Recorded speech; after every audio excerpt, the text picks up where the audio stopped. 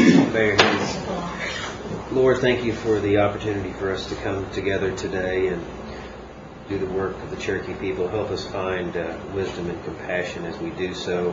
Help us remember that there is conflict and trouble in this world, and help us try to bring peace to it. Amen.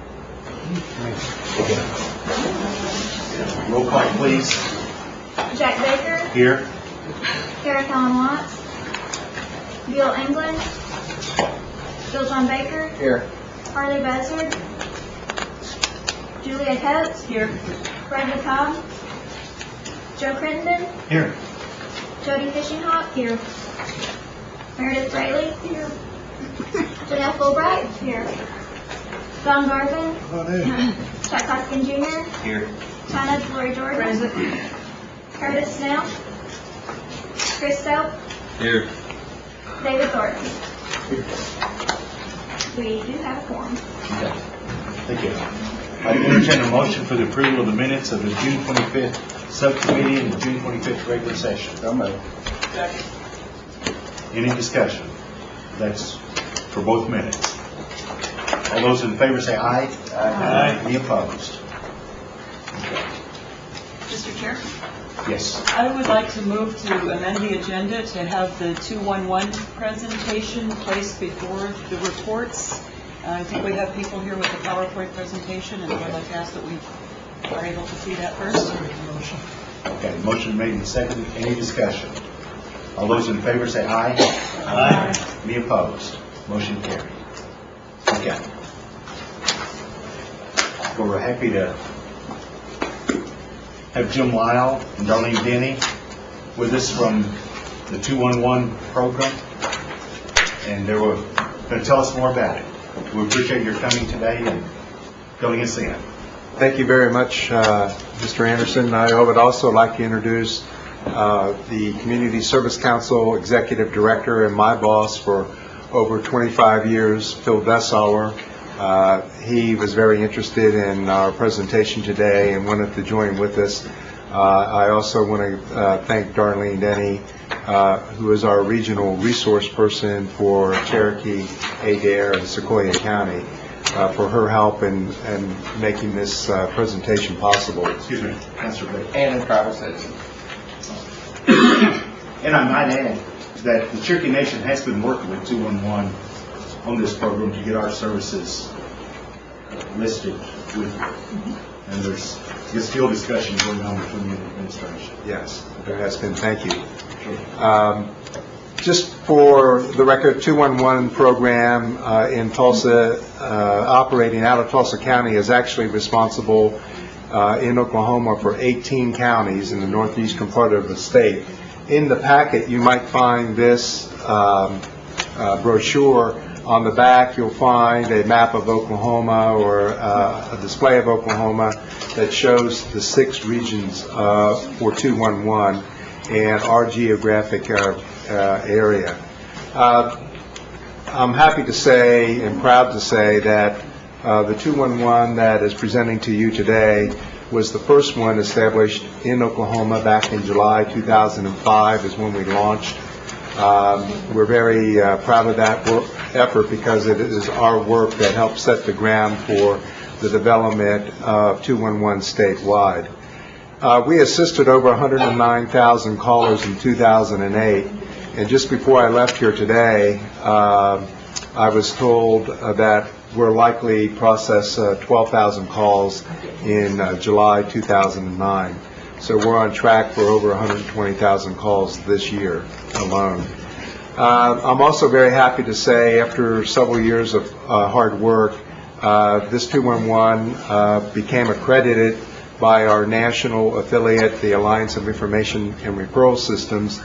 The importance of that has to do with the fact that there are standards for operating a 211, qualifications of staff, 24-hour capability, language capability, and we are the first in Oklahoma to receive that accreditation from the Alliance of Information and Referral Systems. And as I said when I introduced Phil Dessauer, we are a program of the Community Service Council of Greater Tulsa, which is a long-standing organization in that community. Unlike 911, we thought you would be interested to know how our program is funded. Unlike 911, which has a surcharge on telephone bills, we do not. When the Federal Communication Commission established 211, designated the three-digit number, they did not give us the privilege of acquiring funding through that mechanism. So we use a very diverse combination of public and private funding. Right now, today, our funding is coming through the Tulsa Area United Way, the Chapman Trust, the Oklahoma Department of Human Services, and occasionally small amounts from different foundations. This particular graph will show you our history of call volume. If you look at the bottom line, you can see that in the year 2000, prior to launching 211, our program, which was then just called Helpline, responded to about 2,500 calls a month.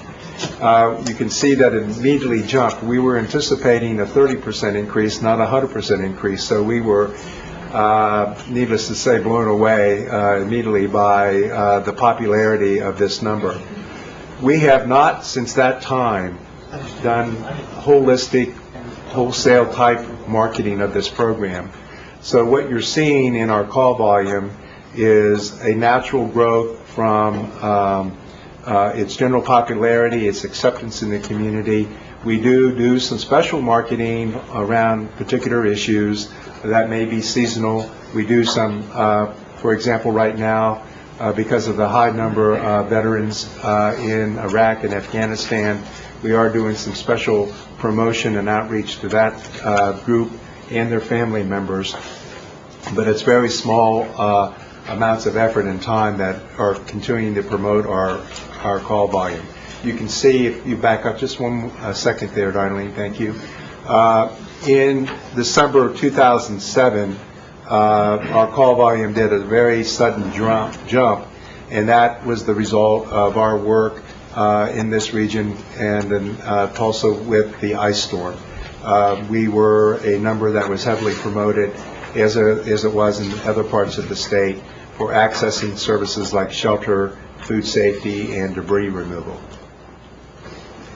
This graph will share with you the types of calls that we get and what percentages are made up of those calls.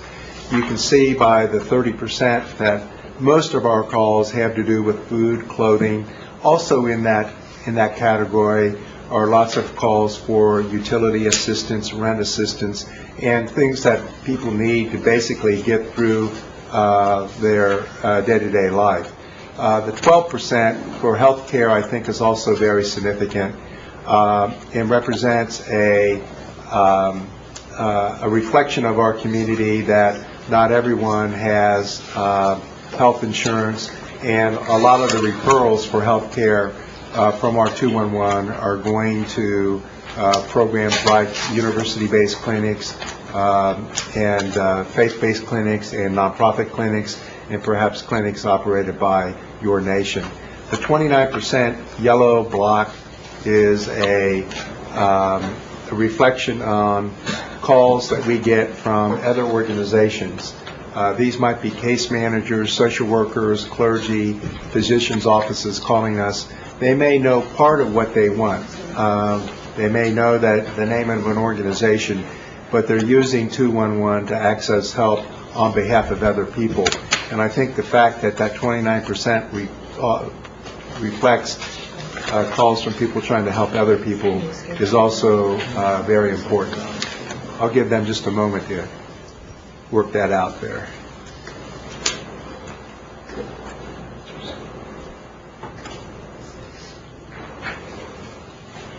It's not going to allow us to close it out, so... It's not going to cooperate with this? Can we go to the next slide? Yeah, we can go to the next Okay. slide. Let's see if I can just drag it down. There you go. All right. Thank you very much. Hopefully it won't restart in 3 minutes like it says. Okay. I'll talk fast. The 211 call experience is important to note because we do use professional, college-educated staff to work on our call center.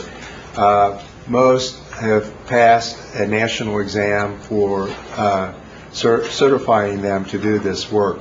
That certification comes from the same organization that has done our accreditation for the whole program, and so they must pass a test. And it's not an easy test to pass. Occasionally we have someone who doesn't, but in any case most do, and we're very proud of the fact that our call center has the most certified service specialists in the state. I think one of the things that's most important about our work and why that education and training and certification is so important is that every call begins with an assessment. As you can tell from our calls, it's very likely that a person is going to present a complicated situation to us. He or she may be telling us that a family member has substance abuse difficulties, may have health care difficulties, may have family violence difficulties, and those kind of inquiries require someone who is a very good listener, who has good tools to help them locate services, and knows how to effectively engage someone who may be upset, angry, confused, and sometimes in crisis. So it is important that we have very qualified people working our phone system, and we're very proud of the background and experience that our call center staff have. We do try to connect as quickly as we can when someone is presenting to us a mental health or physical crisis to emergency services. We do follow up as required by the state of Oklahoma and as a best practice for accredited 211s. We do make follow-up calls to test the quality of our service and also to test what is happening in the experience of the caller. Unfortunately, we don't have the resources to make a follow-up call for every person who calls, so we try to randomly choose certain types of calls for that purpose, and that gives us both very credible feedback about our own program and the work that we're doing, and is a very good tool to reinforce with the staff how much they're appreciated by the community. We also have a very good feedback from other agencies because of that follow-up work. I'm getting to the close of our presentation today, and I want to share with you that the Cherokee, our service area includes the 14 counties in the Cherokee Nation jurisdictional boundary. Thanks to Darlene's good work and the staff work of the Cherokee Nation, we have established about 117 resources from about the Cherokee Nation in our computerized database. I never trust technology, so you have this printout in front of you, and if you'd like to look at the last chart, you're welcome to go with it. I want to be respectful toward your obligations and your time commitments today. We really do see on an ongoing basis the importance of maintaining a good resource database, and a lot of Darlene's work down in this part of the state will be related to that. On the back of this presentation, you can see the last two charts. I think one of the ones that's most important is the concept for a partnership. I'm not standing before you today with absolute certainty the best things to do with the Cherokee Nation. We really would like to work that through with you. These are concepts that we see at this time based on our communication with the nation staff about how we should be proceeding. Of course, we do see at that first star support of Cherokee Nation citizen callers. We would anticipate Cherokee citizens calling us. Second, we do anticipate expanding, continuing to improve our human service database in the 211 website, and as may be helpful to the staff and to the citizens of the nation, we would be willing to print resource material.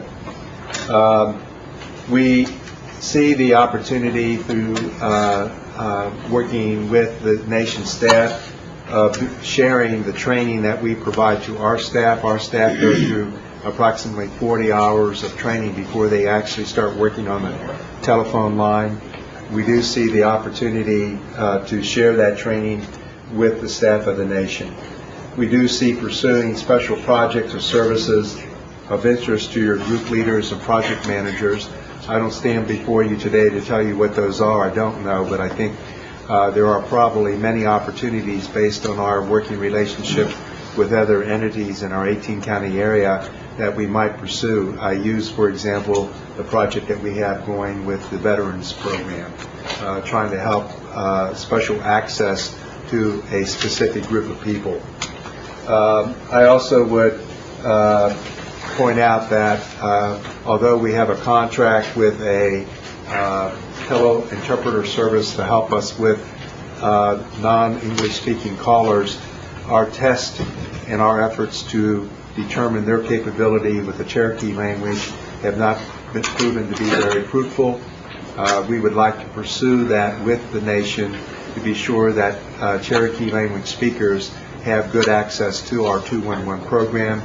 We also realize that there are many things that we can learn through training from your staff to help our staff be culturally competent about the needs of Cherokee citizens. We also would like to extend an invitation to whomever this group or the nation would select to be a member of our 211 Advisory Committee. We have an advisory committee for our 211 that meets quarterly. I would also suggest to you that there probably ought to be a Cherokee Nation representative on the state level 211 collaborative. I think that might also be very helpful to that group. But I can extend an offer to you for representation on our own advisory committee. And then finally, we hosted in Tulsa, the Community Service Council hosted an information session with the Cherokee Nation, the Muskogee Creek Nation, and Osage Nation emergency managers just last week. And I was very impressed with their knowledge and capabilities, and we would like to establish a memorandum of understanding with that office so that we are prepared to work with them during emergencies or disasters. And I will be open to questions or comments and close there unless you have further questions. Appreciate it, Mr. Lyle. Are there any questions of Mr. Lyle? Jim, what's your current call capacity for the center in this region? How many calls we're getting from Cherokee County? Right. Well, I mean, we're not Cherokee County, but just for the Cherokee Nation, what's your, you were saying that you receive 15,000 calls in a given time frame, and you had I think it was a month up here. I'm going to ask Darlene to help me. I don't think we're tracking specific calls from Cherokee citizens at this time. Right, but so the 15,000 was from Cherokee citizens? Or No. From our 18 counties. Right. And some of our 18 counties, I'm just curious. like how many calls could we take? Yeah, I mean, your staffing and your equipment.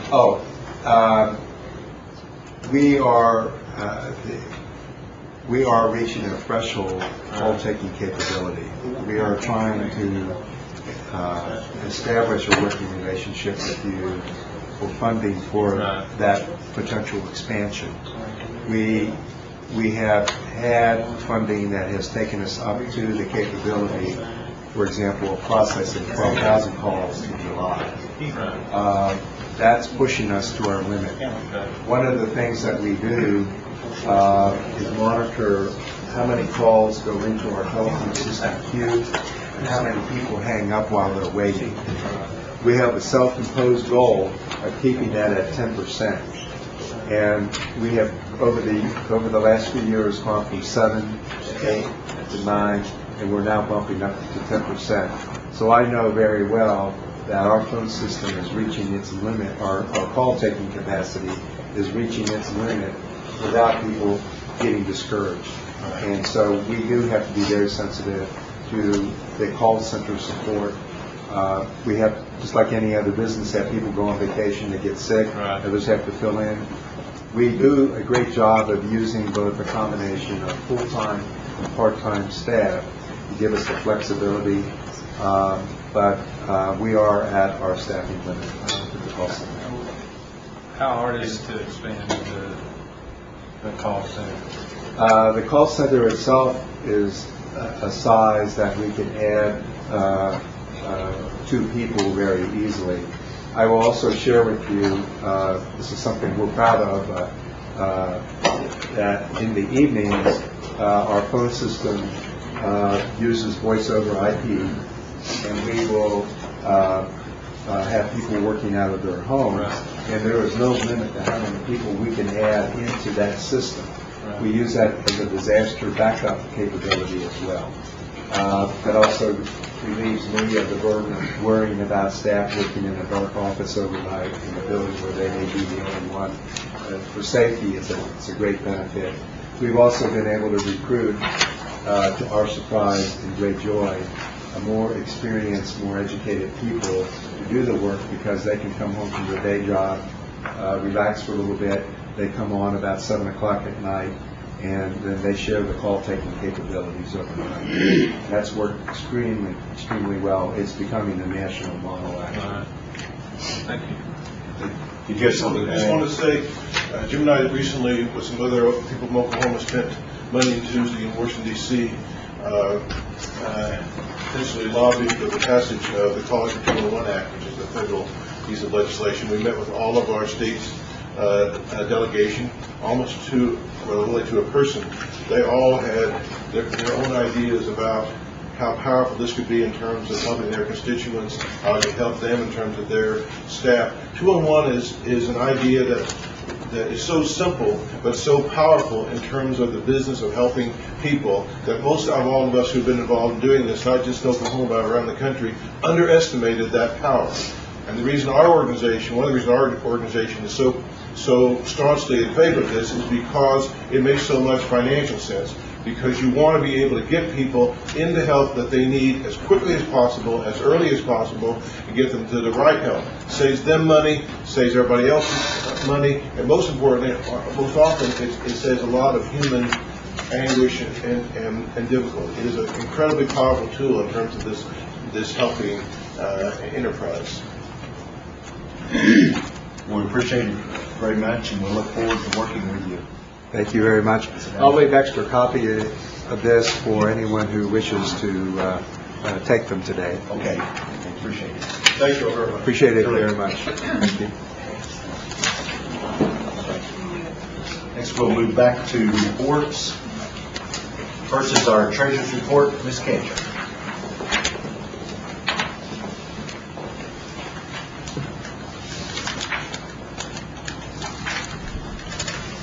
Good afternoon. You have my written report. If anybody has any questions, I'll try to answer them for you. Are there any questions of Ms. Ketcher?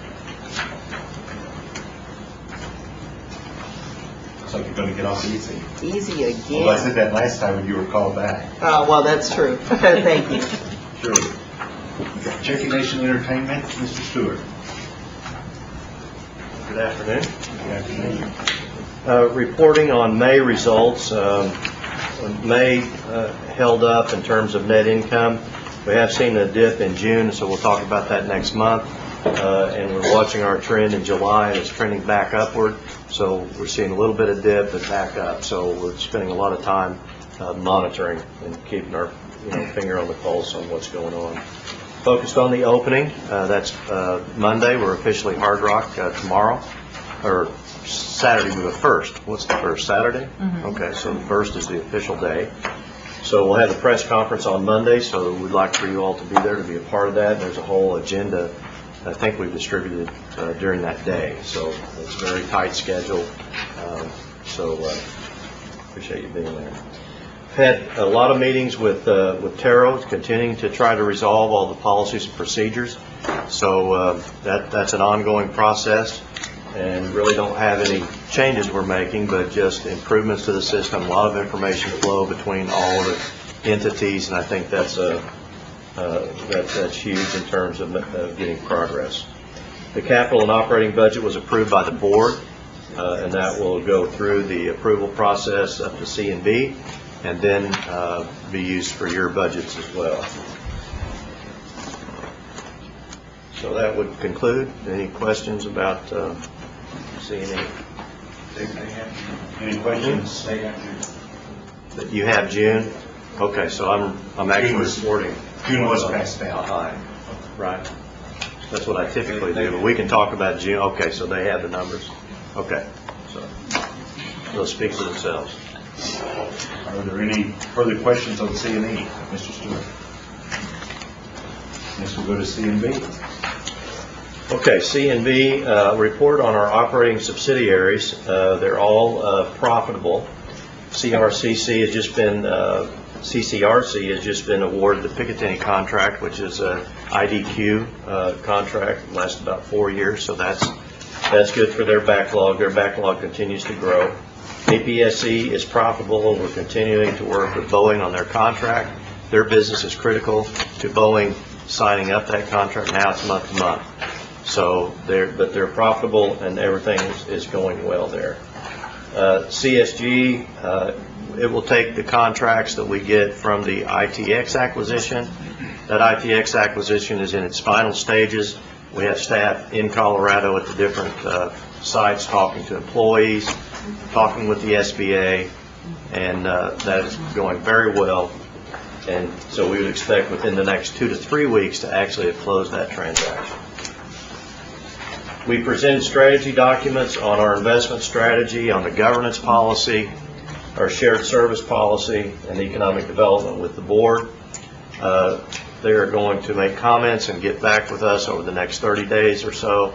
I can get you copies of those documents, which I will do within the next week or so you can take a look at those. Particularly the governance policy. Currently we're going to our subsidiaries looking at insurance, best practice, really evaluating what kind of business practices they're using and making sure that they're up to what we would consider a Cherokee standard. So those audits are going to be going on over the next 6 months, and that's within the policy. So take a look at that. That's really it for C&B. Things are going well. I think it's a lot of strategy and governance at C&B, and making sure that all of our companies are doing what they need to be doing and reporting. Also, the administrative process of acquiring ITX was huge, and the C&B staff were heavily involved in that over the last month or so. Any questions of Mr. Stewart on C&B? Okay, thank you. Thank you. Next is Cherokee Nation Industries, Mr. DeBoerstadt. Good afternoon. C&I had a very good month in the month of June. Revenues totaled $9,097,000 versus our budget of $11,845,000. We're still short of revenue, but it exceeded prior year. Prior year's revenue was $6,525,000, so we exceeded prior year by $2.6 million. On the profit side, our budget was for a profit of $157,000. We had a profit of $292,000 for the month. Last year our loss was $505,000, so we had a good month. No extraordinary debits or credits in the results. A&D Manufacturing had a record month, $2.7 million in revenue. We had some revenues from construction on our Bentley Park building, which is roughly $1 million. And our telecom business sector had a very good month in June. So everything went well, and pleased to report a good profit month to you. And we'd like to see those profit amounts. Very good. So do I. Any questions on the results? Councilor Snell. Yes, Bob. Yes, sir. We'd like to get an audited financial statement from the construction firm for the past 1 year. You'd like? What do we need to do to get that? You want to get it audited financial statements? Yes. Well, we have audited financial statements each year based on our fiscal year end. So I can provide you with our audited financial statements as of September 30th, 2008, and we'll start our 2009 audit commencing right around middle of November.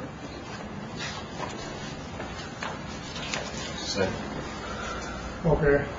Which includes the construction business segment. Excuse me, go ahead. And I'm offering to speak to, if I remember right, because this was a question that Councilman Snell had it last month, and maybe it's not an audited financial statement so much as a separate profit and loss statement, just showing what the construction services is doing at CNI. Yeah, I was there. And so that's what he's wanting. I'm actually also interested in it. Maybe we didn't communicate well last month, but I thought he'd asked for it last month. Is it something you could provide to us by email? I don't know if anybody else is interested, but Sure. because right now it appears like it. I think it's in there. Well, I know it is. I've looked at it, but just a quick look at just the profit and loss associated with the construction. Is that correct? Okay. But that is included in our It's in there. financial report, the construction portion. Understood, You want a more Chairman. detailed? Yes. Okay. And probably it'd be good that maybe he sit down with Curtis or whoever else is interested after we get the email version.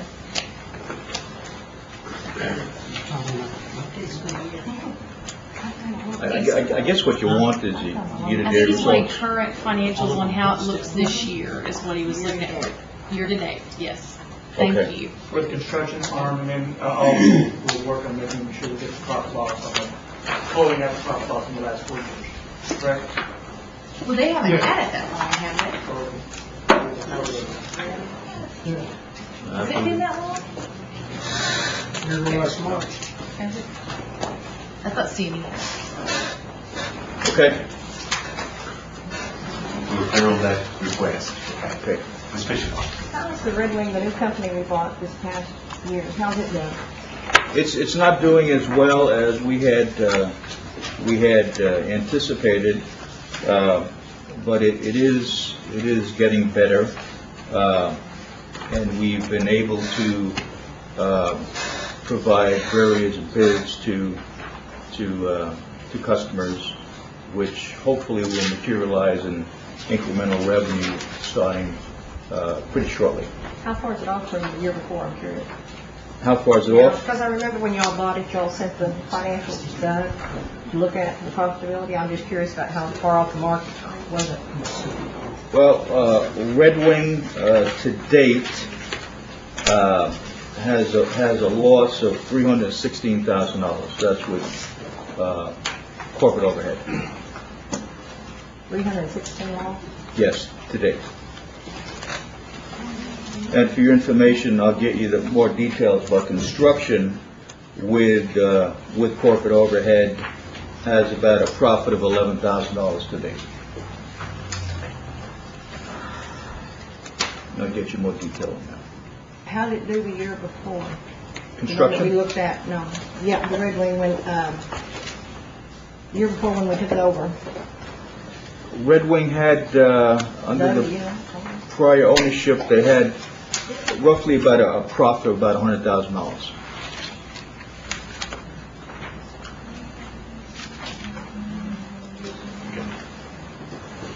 Any other questions of Mr. DeWorst? Yes. What's it on construction? Have all your subs been paid on all of the construction projects? Because I'm still getting calls, that's why I'm asking. It's profitable, but have all subs been paid and that's reflected in your profit margin here? All of the expenses incurred by construction is included in the results to date. Whether or not all subs have been paid, invoices come through the system all the time. So obviously there are outstanding amounts to subs, but it's within the system. But anything, all expenses, all goods and services that we have received, those expenses are accrued on a monthly basis. whether it's paid or not. Second. Okay, I'll think about it. Okay. Any other questions for Mr. Dvorak? Okay, Thank you. thank you. Next, Career Services, Ms. Kelly.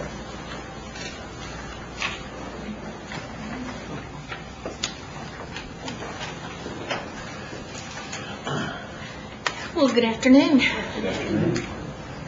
You have my report. If you've got any questions, I can give you updates on numbers for summer youth and tell you a little bit about some of the things that's coming up next week. Any questions? Any questions of Ms. Kelly?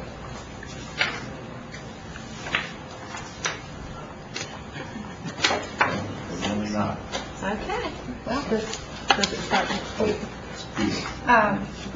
yes. Mr. Councilor Thorne.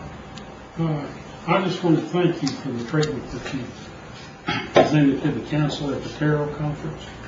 I appreciate you taking care of us. You're welcome. You're welcome. I was glad that you all could take time out of your schedules to be with us. I hope that you were able to gain something. I know that a lot of the other tribes were glad to see your all's participation there. Councilor Fishman. Does that start next week, I think? Doesn't Summer youth ends this Friday, but we will be extending the 16 through 21-year-olds up through September 30th. That's in case you were asking. Some of y'all have called, and there's some of the people were asking because some of the kids started later. We had 1,071 applications taken.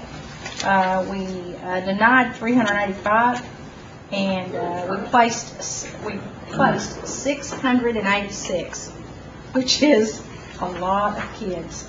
And the program officially ends tomorrow. We have our intern luncheon tomorrow at noon over at Job Corps.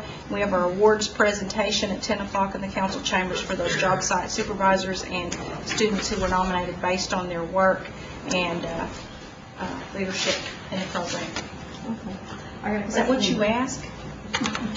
Yeah. In the budget, because I know we're going to look at when the budget comes up, and this year we put money in there so they can have their jobs all through the year, some of them was able to work part-time throughout the year. Now you're talking about the budget that's coming up for... That's what I'm Okay, on my mind right the money that we have right now is what we were operating on from this last year in the summer. It was our SYP through 102477 and the tribal works money, yeah. But that will go up through September 30th, and whatever's left there goes back into the gym fund budget. Okay, have you figured a budget for, in case the tribe does want the ones to go through again? Because I know that's going to be a question of mine. The budget that we've sent forward, I believe, has that in there, but I'll make sure. I'll check. Okay. And I want to say thank you for, like David Fortin, I want to echo it. Last time up there. Just one more plug. Next Friday, I know you've got invitations. Lieutenant Governor Jerry Askins is our speaker at our graduation next Friday over at Job Corps. Our graduation is going to be at 10 o'clock. We would love to have you there. We'll have special seating for you, and we are doing something entirely different than what we've done with any of our graduations this year. So we'd love to have you come over. She's speaking. She's here for the Democrat Women's. Probably kind of got her down here for that, and she graciously said that she'd come over and speak at our graduation that morning. So encourage you to come by if you can. Okay. Councilor Jordan. I too want to thank you for the hospitality, and the convention was great. There was a lot of information that it would be good maybe if all of us at some time could go to the Terrell convention. It was very informative. Well, I just want to say thanks to Brian Weatherman and the staff there at the hotel. They were the ones who helped us make sure that everything went real well. And they were down there daily asking us what they needed to do to help us. And in fact, a lot of the tribes said this was probably one of the best meetings that they've had in terms of the gracious hospitality. And they were just thrilled to death to be at this new facility. They said they wish they could have postponed this for another week so they could be here for the grand opening, but they got to feel it before the grand opening. Councilor Thorne. I said, also the Eastern Band, several of them were there. I know that they took the National Terrell to the golf course a lot of them. Well, Larry and John did a good job. I have to admit. Any other questions? Diane? Thanks very much. Next is Commerce, Shay Smith. Good afternoon. Good afternoon. Anna Knight was unable to be here this afternoon, but you should have the Commerce report, and I'd be happy to address any questions you may have. Do you have any questions for Shay? You're getting off easy. Okay, thank you. Thanks, Shay. Next is the Cherokee National Historical Society, Carrie Telly. Good afternoon. Y'all do have my report, and I hope y'all will take a look at it, and certainly I'll answer any questions. I did want to point out just a few things in there that I think are worth bringing out and sharing with you something about it. One is that we have a new contract manager that's working through the Cherokee Nation that I'm pretty excited about having. It's Corey Bunch. He's joining us as his position as Director of Education, and he's working closely on site to make sure that the resources of the Cherokee Nation are available in an efficient way and working through some of the logistics. So I'm really excited to have Corey working with us. It's been a positive thing in the month or so that he's been there. Also, I want to just say how special the summer youth have been this year. We've had 10 summer youth there that have had a huge impact on what we've been able to do. That's 10 more people dressed out in the village, really doing something special. But it's also beyond what they do for us. I really feel like that this is an opportunity for them to learn about Cherokee history and culture. When I looked at Ross Reeder, a recent graduate of Sequoia, and he was showing me the first bow he'd ever made while he was out there. He worked with one of our national treasures out there to make one. And seeing what he's doing, I mean, 20 years from now, y'all may be considering him as a national treasure. And he's got to start in the village. And I think back over the 40 years that the ancient village has been going, what an impact it has on preserving the culture through the people that have passed through there. We used to be open just in the summers, and a lot of people spent their summers working in the village. It's had an impact. And really now we had up to 24 people dressed out this year in the village, and I think it's really becoming the kind of thing that's very exciting, and the summer youth were a big part of that. And today we're actually honoring them with a cookout and saying thank you. So if y'all want to join us, you're welcome to. One last thing that I do want to mention, we've been working extensively on master planning at the Cherokee Heritage Center. We're working with consultants that are completing their report as we speak. At the appropriate time and place, I'd like to do a formal presentation for the council. But even between then, I'd like for y'all to come see me. Let me share with you what's been done and get your input and feedback on it. And with that, I'll entertain any questions. Any questions for Mr. Tilley? Mr. Watts. It's started at 3. Okay. So it'll be going, if y'all get out of here, just finish up early and come on over and join us. That would be great. So we're having a cookout in the rain, so just make the best of it if you can. But we do have many other things coming up too that I'd like for y'all to participate on. I'll be passing some information along on that too. Any other questions? Okay. Thank you, Mr. Tilley. Okay. Next are our consent items. And first is the tarot certifications, which is on page 35 of your booklet. And in addition, they had a second meeting and approved some others, and those have been passed out in the second meeting. So we have the 2 set. Motion to approve. Second. Any discussion? All in favor say aye. Aye. Any opposed? Okay. There you go. Next is cemetery restoration. And I believe those are on what was passed out today. Make a motion. Did you get a revised list? Make a motion to approve. Do I hear a second? Second. There are 5 additional cemeteries that came in after the report. Are those the Molly Field? Make a motion to approve the list. Okay. Does it second? I seconded it. Oh, I'm sorry. Maybe, no. You just- Well, he seconded originally. Okay. Any discussion? Yes. Can you Yes. list the additional cemeteries by purple? Okay. Teehee Cemetery, Saline Preservation, Delaware. Chambers Cemetery, Will Rogers. Key Cemetery, Keeler District.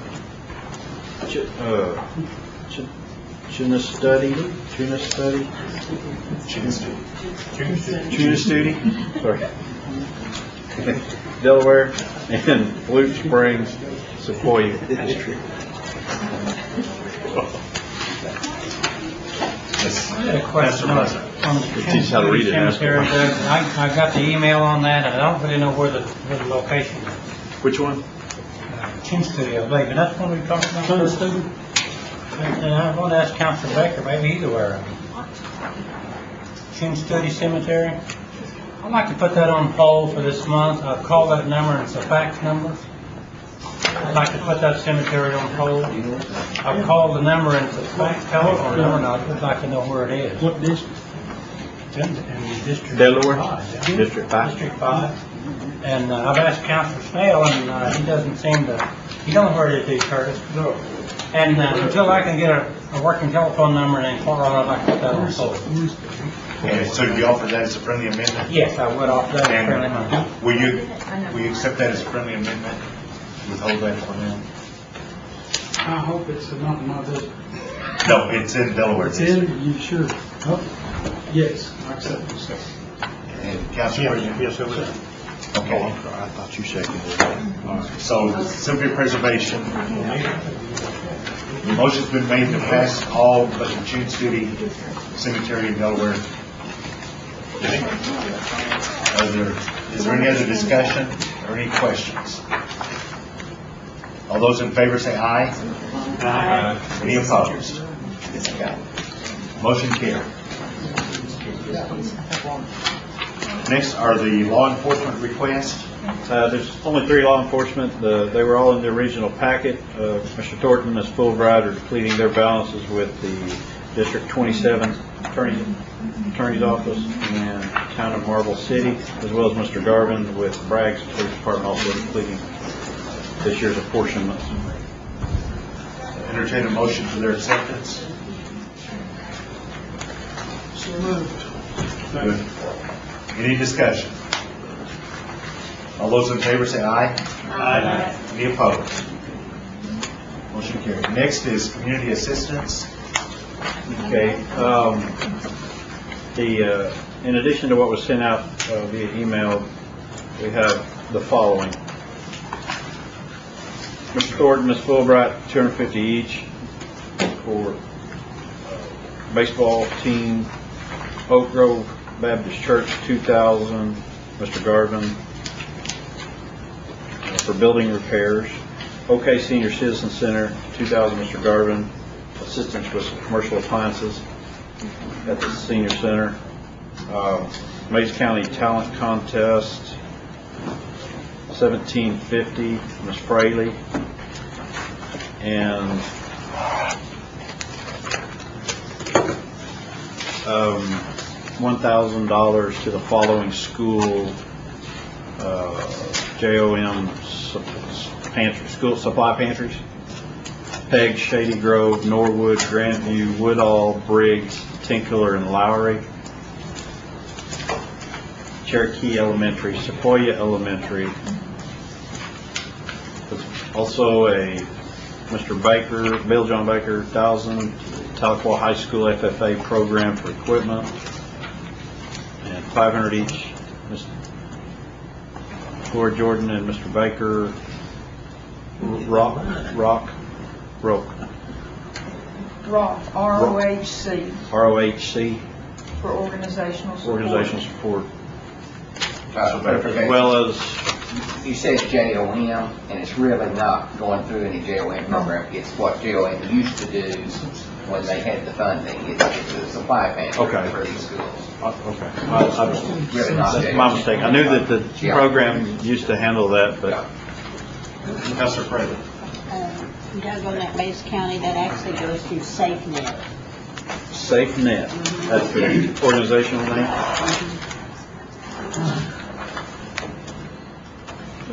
I have a few more.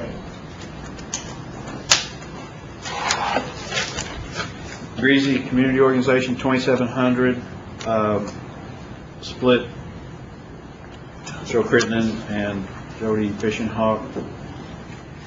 Family Support Center of Oaks, Curtis Snell, $1,000 utility and internet assistance.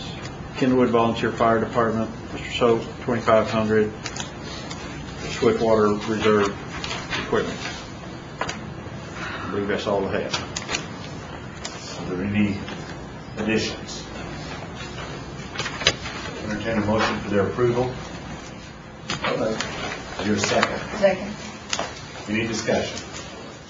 All those in favor say aye. Aye. Any opposed? Motion carried. Next are the roads. Okay. We have some roads this month. Motor fuel tax roads. We have two projects, three counselors. Mr. Thornton and Ms. Fulbright are both contributing $30,303 each to the Shamblin Road project. Those are on page 45, starting page 45 of your bill.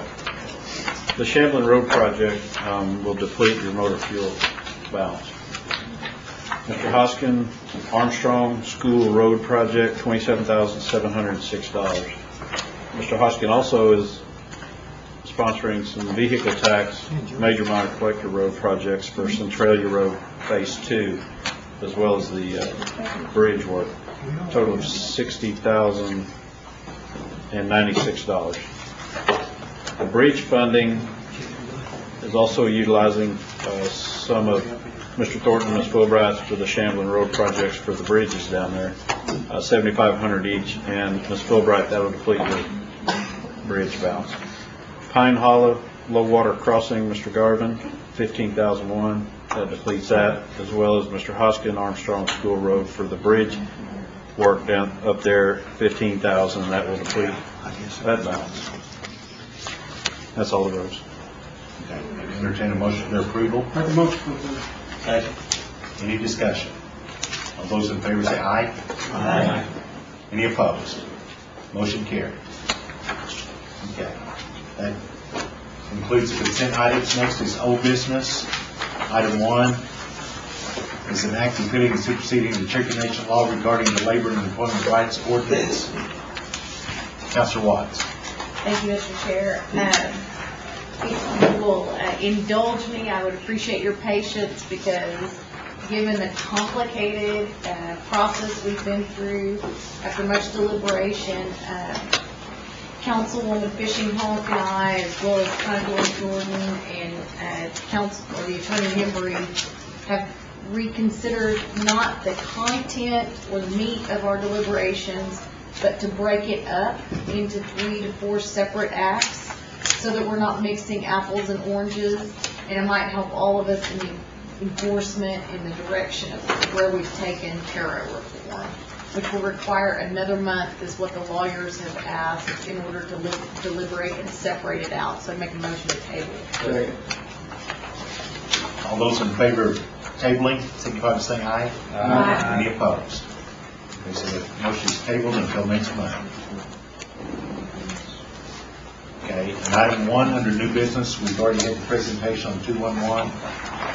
Next is item 2, Councilor Baker. Yes. Younger. Much younger. This is a simple piece of legislation that appropriates $1.5 million to finish up the bonuses in '07 that this council promised the employees of Cherokee Nation. The little history on it, the chief asked for about $4 million that year to give to employee incentives. The council took half of it and gave it to the chief to give out to it was a system where the supervisors decided which of the employees got it, and if one employee got very much, then the rest of the employees didn't get any. and we had a whole system of showing where a lot of folks had not gotten, any of the incentive in a great period of time. So we took the other $2 million and said, okay, we're going to give $1,000 to each employee, and across the board, no matter whether they got the incentive pay or they did not. When the money was actually given out, Callie decided that she needed to take indirect costs and sick days and insurance and all these other things out of it, of which no employee even got an extra day of sick leave or anything. So the council came back and says, hey, that's not right, that's not fair. And they said, well, that's the way it read, that's what we had to do. So the council came back and says, okay, we'll give another $1.5 million, and we will know that you'll take, $500,000 out the way that you did before, and we'll get the other $333 to the individual employees. We passed that, we put it in the mod, and after a couple of runs at it, the chief line item vetoed it. I in turn sued the chief, and we got a ruling in February that said that absent a provision specifically granting the principal chief the right to such a veto, such power does not exist, which, long story short, he couldn't do what he did. The council, in good faith, passed the resolution, and I asked the chief about it, and he said that they contemplated it thoroughly, but that the money had gone away with that budget year. Well, it just so happens that last month, $1 million that from that same budget year that we had appropriated to loan to the tobacco companies or smoke shops when they got in trouble, we basically passed legislation that said we're not going to loan it to them. So there's $1 million of it. Then we had voted as a body to take $500,000 and pay off or buy some bonds back. And the person that we were going to buy them from turned around and says, hey, we don't want to sell them after all. So there's another $500,000. There's also $3 million in the contingency reserve, which would really make more sense because I believe that this is a contingency of something we said we owed, we said we would give. It got tied up in a lawsuit, and now the lawsuit has proved that it should have been paid, and that would be a good use for the contingency. If you don't want to take the contingency, and you don't want to take the money that we promised the smoke shops that we're not giving them, and you don't want to take the $500,000, then we've got $4.8 million in the general fund and 2 months left in this year. But the whole point is, folks, some of you in this very room voted against giving the employees those bonuses. But the plain fact is, we as a body gave them. And we told them that what they were getting. Even later when they said that we didn't say it right, or we didn't write it right for each one to get $1,000, we came back and clarified it and put the money in for them. Now, that some of you will argue, well, the economy's bad, C&E's not doing as well, they had a really bad month in June, and we need to be careful. Yeah, we do, but we need to do what we say we're going to do. And we need to make whole, and if the economy's bad, then it's bad on each of these individual employees, and I'm sure that they'll appreciate their $333. But whether you voted for it the first time, or you didn't, I think you ought to stand behind what the council at that time not only said, what they meant, and what they promised. And the time's right, and the money's there, and I think we ought to do the right thing and finish out the bonuses that we fully intended them to get in 07. So I'm going to make a motion that we pass this, add it to the budget mod, and take it out of, I'm going to say $1 million out of the tobacco fund that we had reserved to make loans to those people, and $500,000 out of the money that we had set aside to buy back the bonds. And I put that in form of a motion. Do I have a second? Councilor Hoskin, second.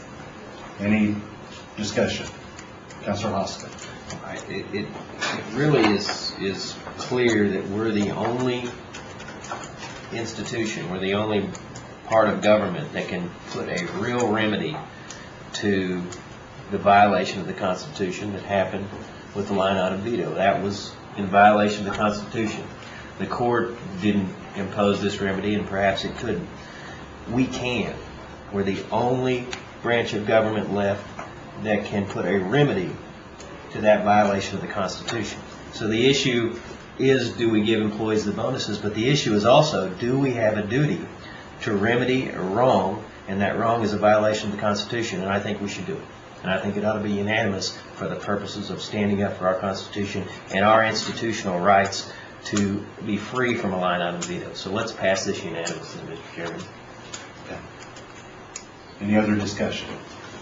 Yeah, I just want to point out that if Speaker Fairley received a bonus from her side of employment, that she would have to pay taxes on that bonus. And so I think that there's, to say that you wouldn't, I mean, those are the things that you figure out during your budgeting process and you know, things like that. So I think that that's what needs to happen in the future.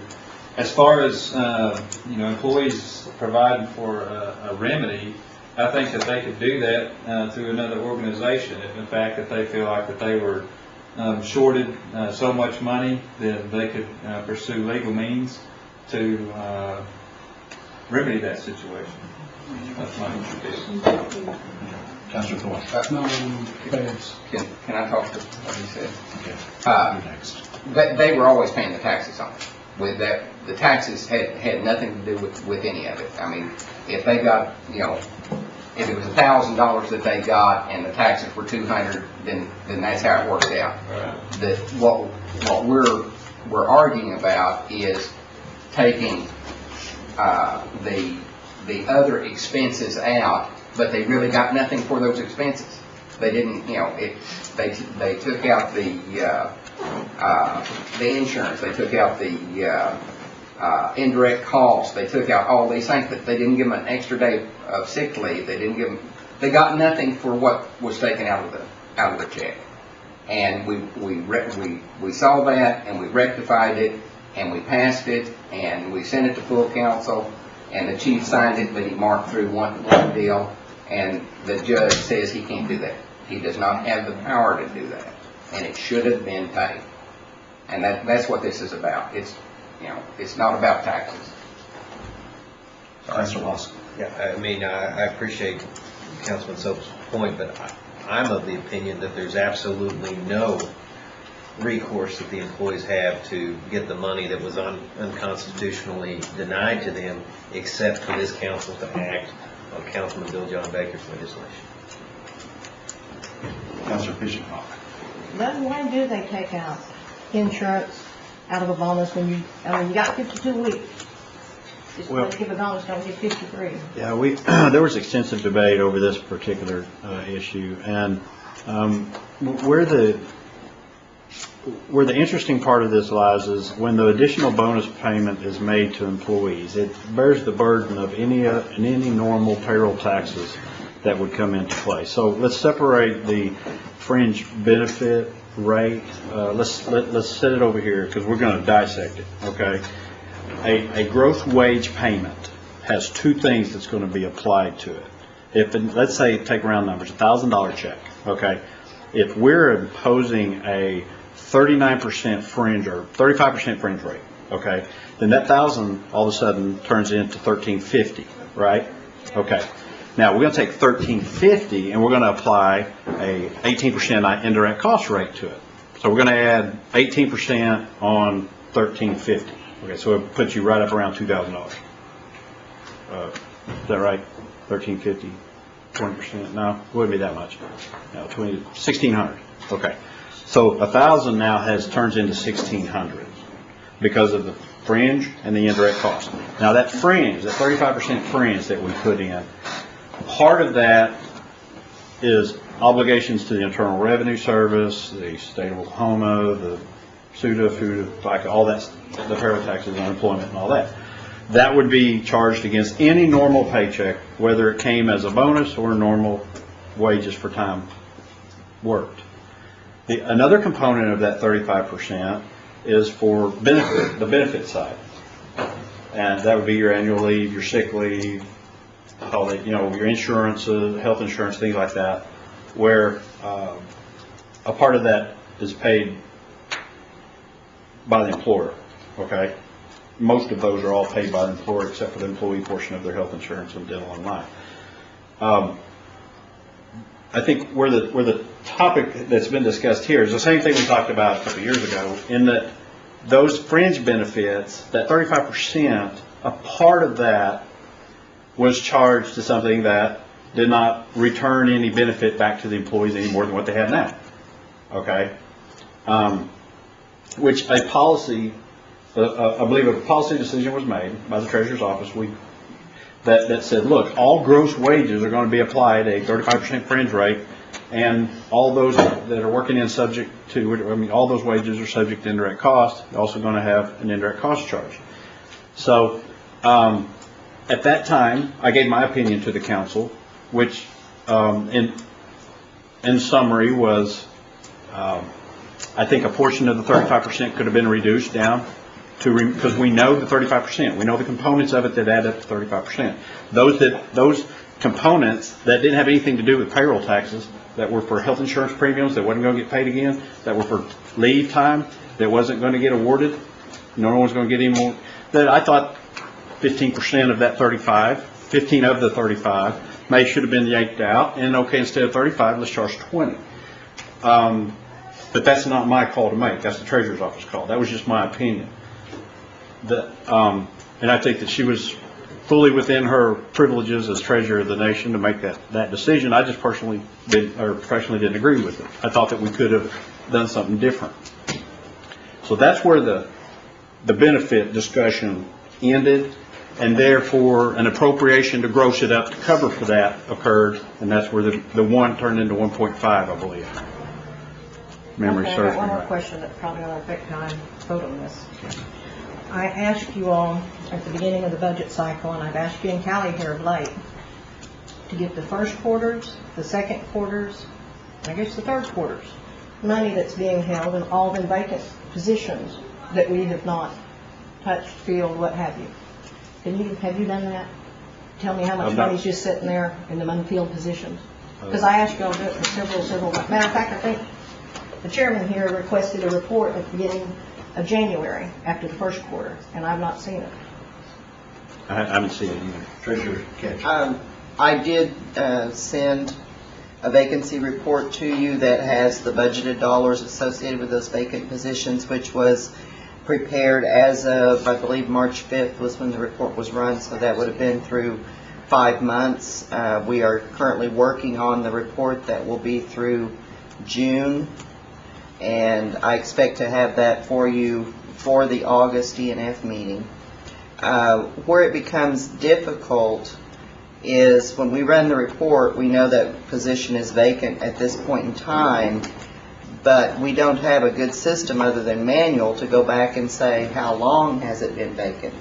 There's a couple of things you can look at. I mean, you can look at total wages, but this vacancy report isn't going to tell you that there's $5 million or $10 million associated with this position per se, because I don't know how long that position's been open. Okay, Doug, the 5 months you talked about that she did do, how much was Gen Fund, how much was federal dollars?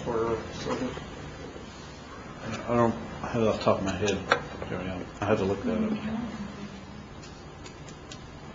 Will you get that for Can you get that real quick so I can make a decision on this? See how much money we've got sitting there that's not being used in Gen Fund. Was that report segregated by funding source on the budgets? I believe it was. But I'll verify that for you. Do you recall what? No, I don't recall those numbers. Was it through March or through the first quarter? It was through March. The report was run as of March 5th, I believe. For some reason, Was it downloaded out of HR system? We took the payroll system, downloaded existing employees by job title, took that file and went through the process of comparing that to the budget payroll spreadsheets. And after we got all those filtered out, sent them to each group leader to verify the vacant positions. Can you remember the total? I honestly don't remember the total. I could go back to the office and look it up. But Do you remember the total? I thought we had it. There were several It was million. several million, yeah. It was up by the double digits. For some reason, I was thinking around 10, but I'm... You're right. I was thinking about 9.5. Councilor Watts. Mr. Chair, if there is no other discussion, I'd like to call for the question. Question's been called, and I had no one else listen for discussion. So this is an act. So we a roll call?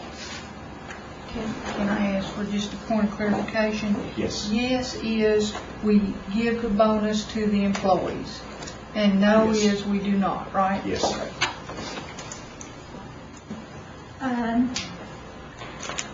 Chuck Hoskin Jr., Yes. China Gloria Jordan, Yes. Chris Supp, No. Curtis Snell, Abstain. David Thornton, Yes. Kara Callan Watts, no. Bill Anglin, Bill John Baker, Yes. Jack Baker, No. Harley Buzzard, No. Juliet Coates, No. Bradley Cobb, Joe Crittenden, Yes. Jody Fishenhawk, Yes. Meredith Fraley, No. Janelle Fulbright, No. Don Garvin. No.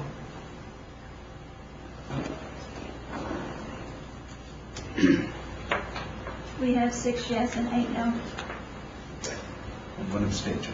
and 1 abstention, yes. Motion failed, or the act failed. So next is item 3, which is the budget mod.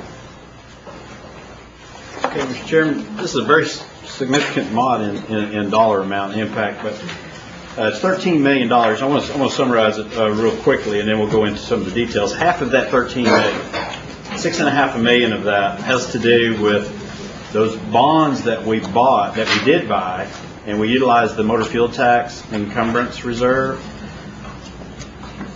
That's 6.5 of the 13, with 3.2 being transferred to the debt service fund, and then the debt service fund utilizing 3.2 as well to go and pay the bondholders.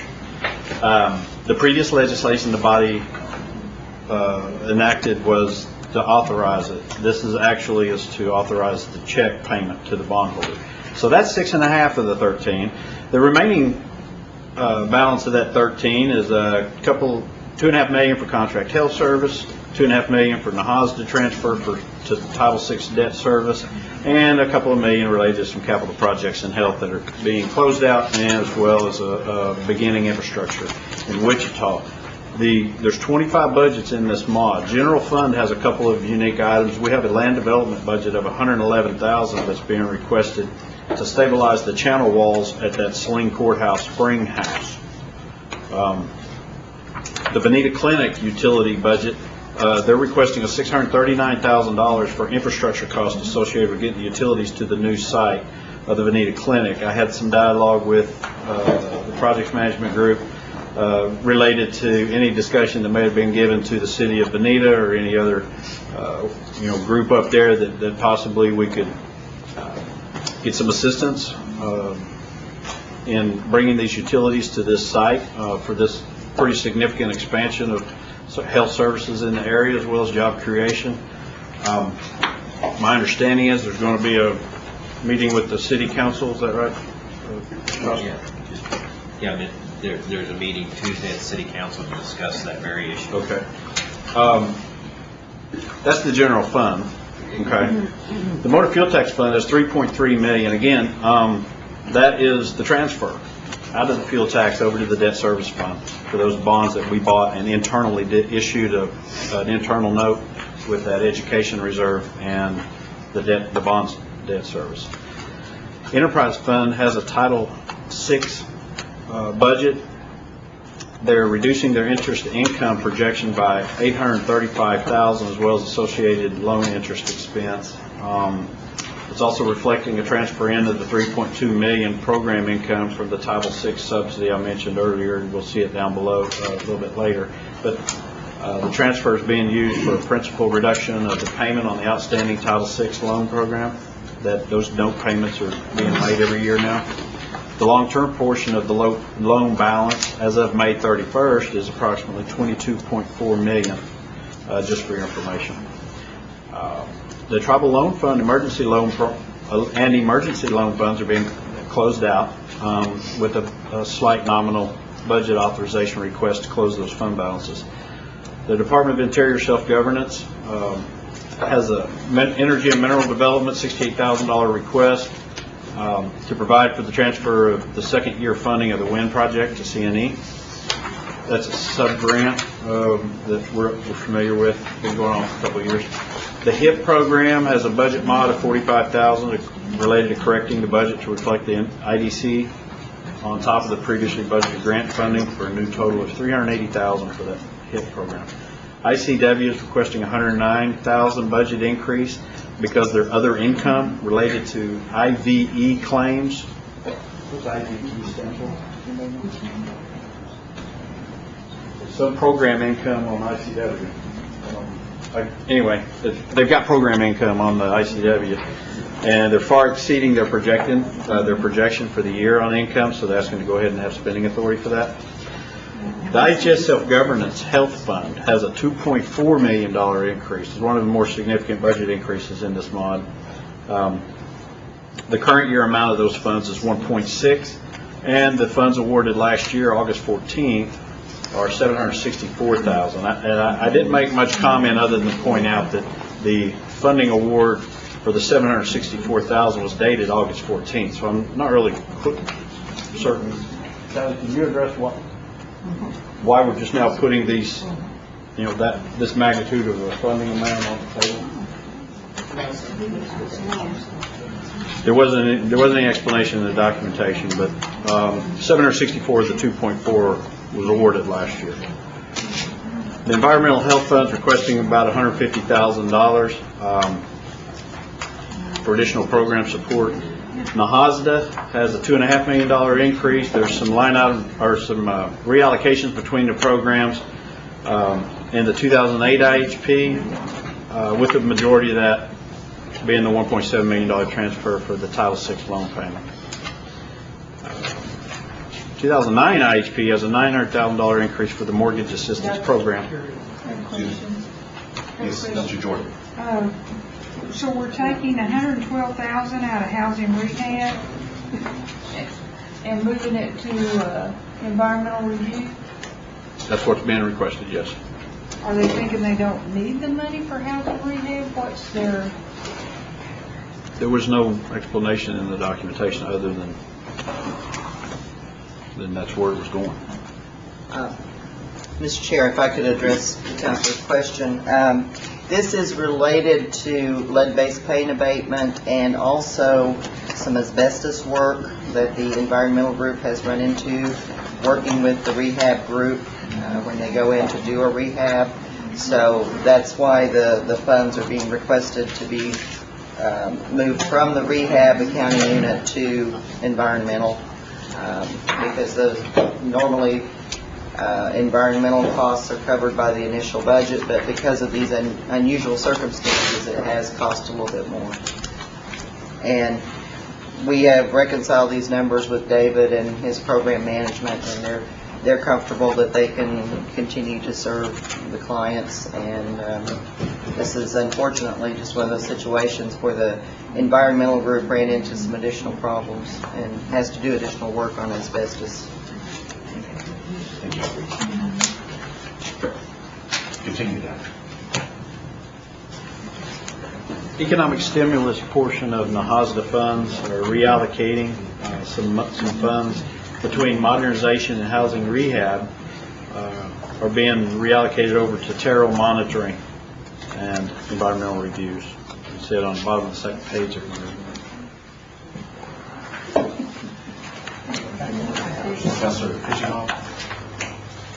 Go over the modernization and housing rehab again.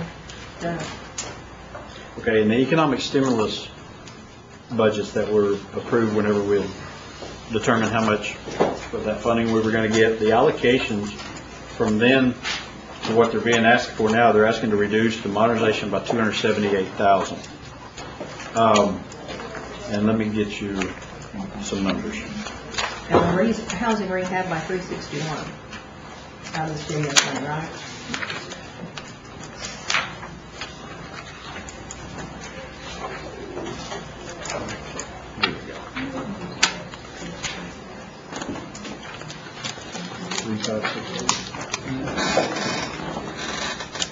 Because when I add the modernization, just so you get this budget is being reduced from 5.6 million, no, excuse me, 6 million down to 5.7. So it's a 5% reallocation.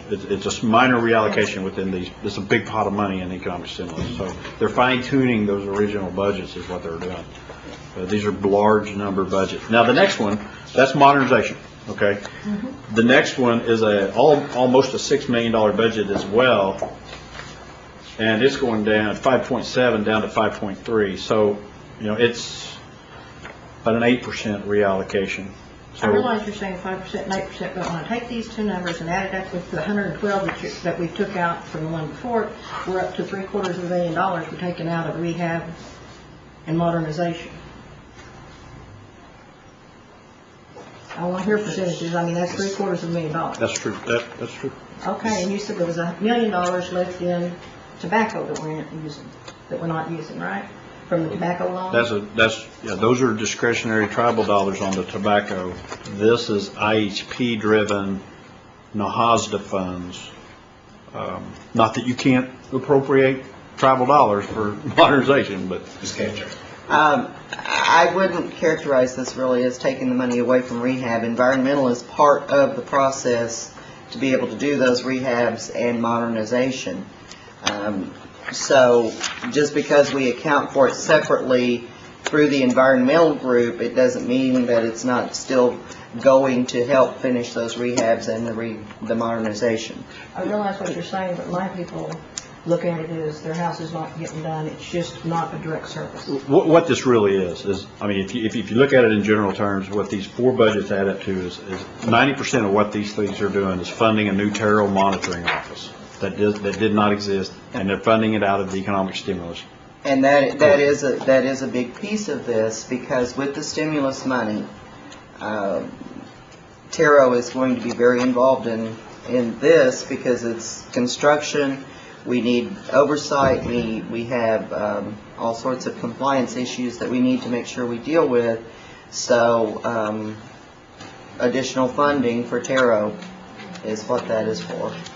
To ensure that we have our Indian contractors. Correct. Well, one question that I'd have is how are we going to sustain a large portion of that salaries and fringes? Yep, and they are to be.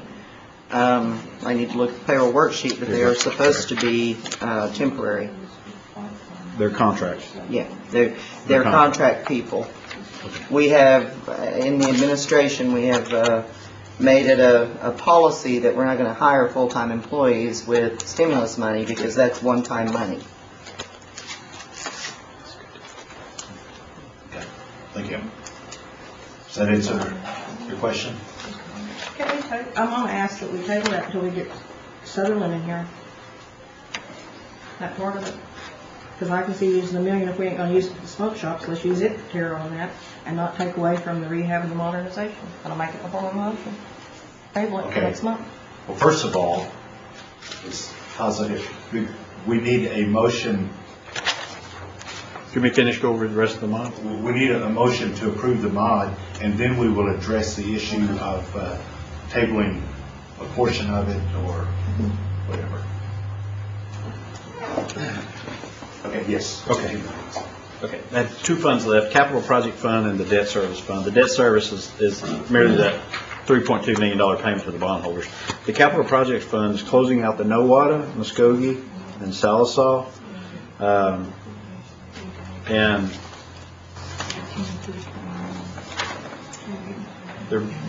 I don't want to go into a lot of technical transfers here, but we're transferring funds from one to another to close out the old ones. But in essence, the Muskogee Clinic has about $1.2 million remaining in it, and a majority of it is going toward expenditures at the clinic as well as supplies. And I have a question. Under the bond agreement, can we buy supplies under that memorandum of offering? I'm not sure what you're referring to. Can we buy supplies? Those are balances on the Muskogee Clinic that was from the CapEx. Okay. Some of it may show up in our general ledger as though it's supplies, but it's capital items less than $5,000. Without looking through the details, I couldn't answer your question, but I don't believe that would be what we would be wanting to spend borrowed money on as supplies. Well, I didn't either. Yeah.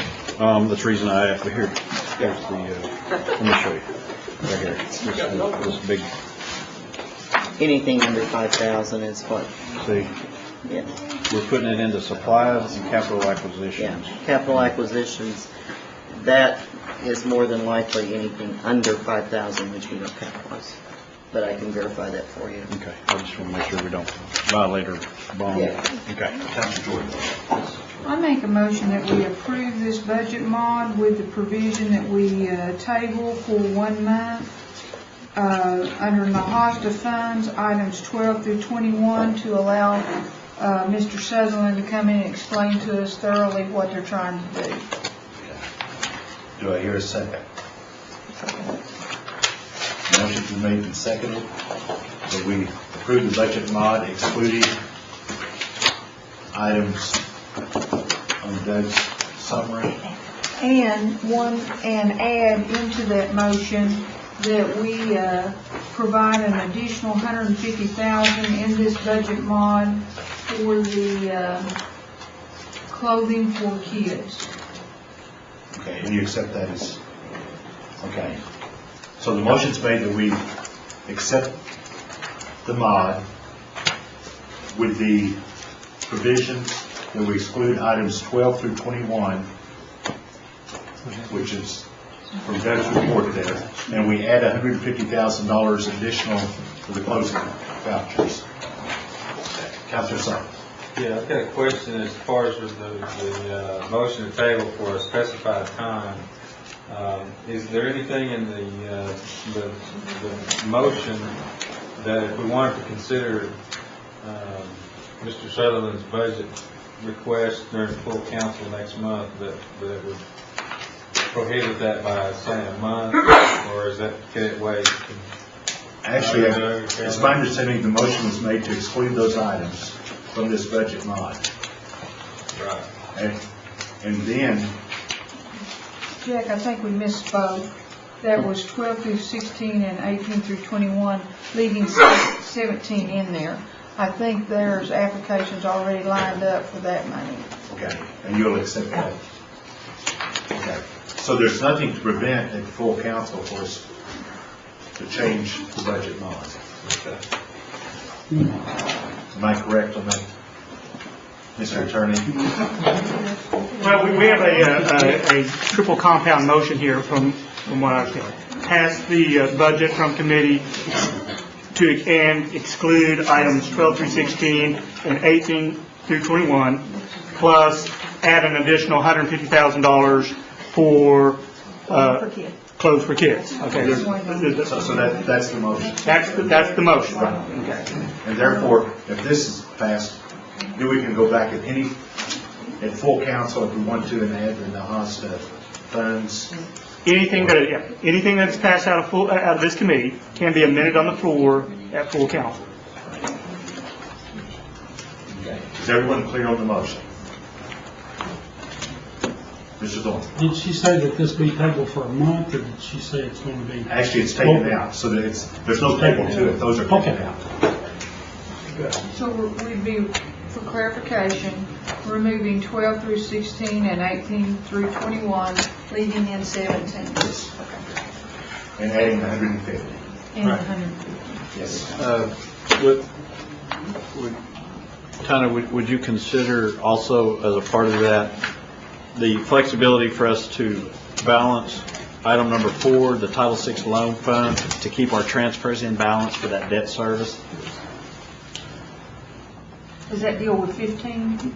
Well, if you table 15 and we have the debt service payment authorized under 4, then they can't make the payment if we don't make the transfer to the debt service.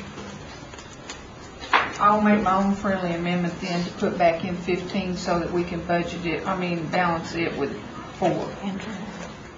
Do we put all of 15, Doug, or just the 910,000? All of put all of it. All of 15, it's just a transfer to item 4 so 4 can pay the bank. Okay. Once again, budget we're excluding on page 2 of Doug's report, items 12, 13, 14, 16, and 18 through 21, and we're adding 150,000 for the clothing allowance. Before we do the final tally, on that burned out unit, is that already ready for the insurance proceeds to work on it? Yes, they need budget authority for Leave that. 12 in then too. So what we're taking out is 13, we're taking out 13, 14, 16, 18, 19, 20, and 21. Wait, now I'm lost. Would you repeat that? Okay, we're taking out Doug's got it. 13, 14, 16, 18, 19, 20, and 21. Okay, so you're putting back item 12. Yeah, because that is a burned out unit you're replacing, right? Correct. Identified and insurance proceeds. It's recognizing the insurance proceeds to work on replacing the unit. And 15 goes with 4. Yes. And 17 already has applicants in place. Okay. Okay. So is everyone clear on the motion? Is there any further discussion? You want it approved by acclamation? All those in favor say aye. Aye. Any opposed? Okay. The motion's approved the act's approved by acclamation. Okay. Are there any announcements? Not, I'll entertain a motion, we adjourn. Motion adjourned. Your second. All in favor say aye. Aye. Adjourn.